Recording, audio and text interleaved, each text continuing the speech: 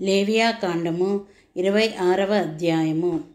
మీరు విగ్రహములను చేసుకొనకూడదు, చెక్కిన ప్రతిమను గాని బొమ్మను గాని నిలువబెట్టకూడదు. మీరు సాగిలపడుటకు ఏదొక రూపముగా చెక్కబడిన రాతిని మీ దేశంలో నిలపకూడదు. నేను మీ దేవుడనైన యెహోవాను. నేను నియమించిన విశ్రాంతి దినములను మీరు ఆచరింపవలెను. నా పరిశుద్ధ మందిరమును సన్మానింపవలెను. నేను యెహోవాను. మీరు నా కట్టడలను బట్టి నడుచుకొని నా ఆజ్ఞలను ఆచరించి వాటిని అనుసరించి ప్రవర్తించిన ఎడల మీ వర్షాకాలములలో మీకు వర్షమిచ్చదను. మీ భూమి పంటలను నిచ్చును. మీ పొలముల చెట్లు ఫలించును. మీ ద్రాక్ష పండ్ల కాలము వరకు మీ నూర్పు సాగుచుండును. మీరు తృప్తిగా భుజించి మీ దేశంలో నిర్భయముగా నివసించెదరు. ఆ దేశంలో నేను మీకు క్షేమము కలుగజేసేదను. మీరు పండుకొనున్నప్పుడు ఎవడునూ మిమ్మను భయపెట్టడు. ఆ దేశంలో దుష్ట మృగములు లేకుండా చేసేదను. దేశములోనికి ఖడ్గము రాదు. మీరు మీ శత్రువులను తరిమెదరు. వారు మీ ఎదుట ఖడ్గము చేత పడెదరు. మీలో 5 100 మందిని తరుముదురు. 100 మంది 10,000 మందిని తరుముదురు. మీ శత్రువులు మీ ఎదుట ఖడ్గము చేత కూలుదురు. ఏలయనగా నేను మిమ్మును కటాక్షించి మీకు సంతానమిచ్చి మిమ్మును విస్తరింపచేసి మీతో నేను చేసిన నిబంధనను స్థాపించదను. మీరు చాలా కాలము నిలువై ఉన్న పాతగిలిన ధాన్యమును తినెదరు. క్రొత్తది వచ్చినను పాతది మిగిలియుండును. నా మందిరమును మీ మధ్య ఉంచదను. మీ యందు నా మనస్సు అసహ్యపడదు. నేను మీ మధ్య నడిచెదను. మీకు దేవుడనై యుందును. మీరు నాకు ప్రజలై యుందురు. మీరు ఐగుప్తీయులకు దాసులు కాకుండా వారి దేశములో నుండి మిమ్మను రప్పించి తిని. నేను మీ దేవుడనైన యెహోవాను. నేను మీ కాడి పలుపులను తెంపి మిమ్మును నిలువుగా నడవజేసి తిని. మీరు నా మాట వినక నా ఆజ్ఞలన్నిటినీ అనుసరింపక నా కట్టడలను నిరాకరించిన ఎడలను నా ఆజ్ఞలన్నిటినీ అనుసరింపక నా నిబంధనను మీరునట్లు మీరు నా తీర్పుల విషయమై అసహించుకొనిన ఎడలను మీకు చేయునదేమనగా మీ కన్నులను క్షీణింపజేయునట్టియు ప్రాణమును ఆయాసపరచునట్టియు తాపజ్వరమును క్షయరోగమును మీ మీదికి రప్పించదను. మీరు విత్తిన విత్తనములు మీకు వ్యర్థములగును. మీ శత్రువులు వాటి పంటను తినెదరు. నేను మీకు పగవాడనవుదును. మీ శత్రువుల ఎదుట మీరు చంపబడెదరు. మీ విరోధులు మిమ్మును ఏలెదరు. మిమ్మును ఎవరునూ తరుమకపోయినను మీరు పారిపోయెదరు. ఇవన్నీ సంభవించినను మీరింక నా మాటలు వినని ఎడల నేను మీ పాపములను బట్టి మరి 7 అంతలుగా మిమ్మును దండించెదను. మీ బలగర్వమును భంగపరచి ఆకాశము ఇనుము వలెను భూమి ఇత్తడి వలెను ఉండజేసేదను. మీ బలము ఉడిగిపోవును. మీ భూమి ఫలింపకయుండును. మీ దేశ వృక్షములు ఫలము నీయకుండును.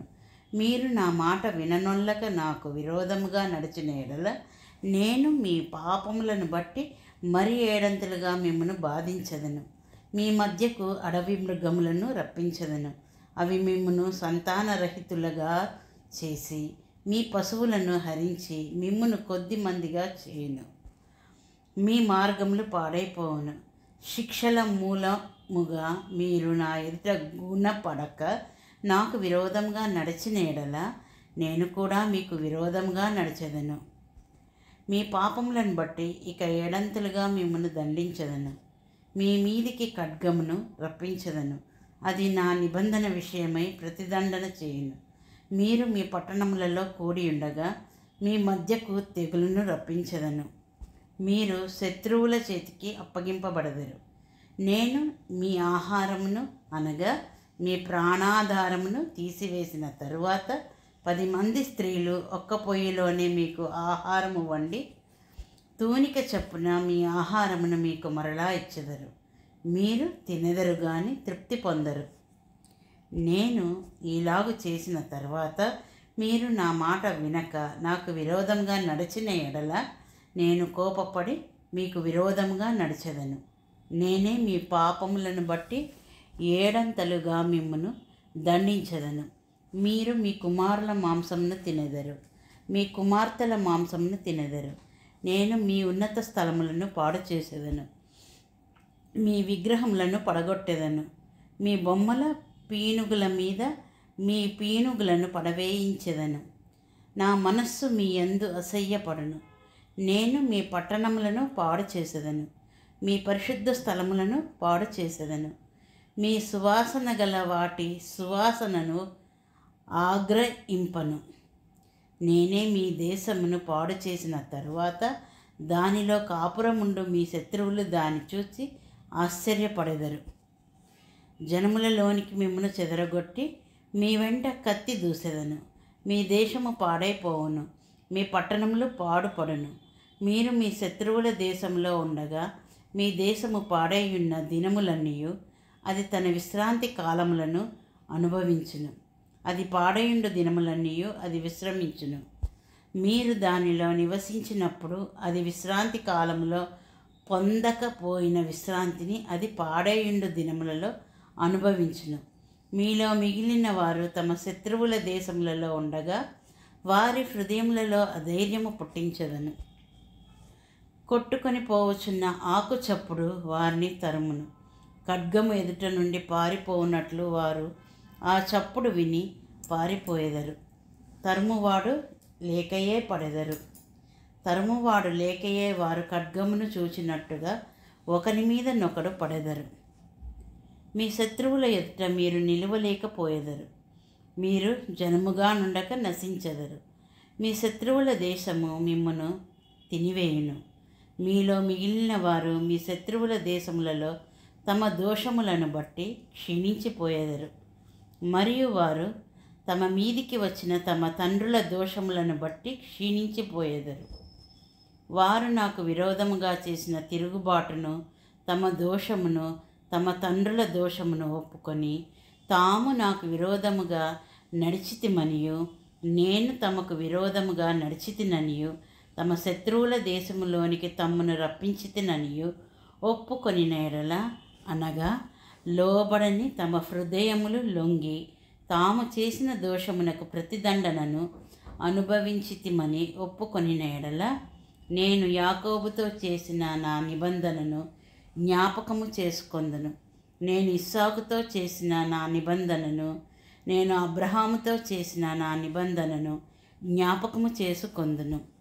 ఆ దేశమును కూడా జ్ఞాపకము చేసుకొందును. వారి చేత విడువబడి వారు లేనప్పుడు పాడైపోయిన వారి దేశమును తన విశ్రాంతి దినములను అనుభవించును. వారు నా తీర్పులను తిరస్కరించి నా కట్టడలను అసహించుకొనిరి. ఆ హేతువు చేతనే వారు తమ దోషశిక్ష న్యాయమని ఒప్పుకొందురు. అయితే వారు తమ శత్రువుల దేశములో ఉన్నప్పుడు వారిని నిరాకరింపను. నా నిబంధనను భంగపరచి వారిని కేవలము నశింపజేయునట్లు వారి యందు అసహ్యపడను. ఏలయనగా నేను వారి దేవుడనైన యెహోవాను. నేను వారికి దేవుడనై ఉండునట్లు వారి పూర్వీకులను జనముల ఎదుట ఐగుప్తులో నుండి రప్పించి వారితో చేసిన నిబంధనను ఆ పూర్వీకులను బట్టి జ్ఞాపకము చేసుకొందును. నేను యెహోవాను అని చెప్పుము అనెను.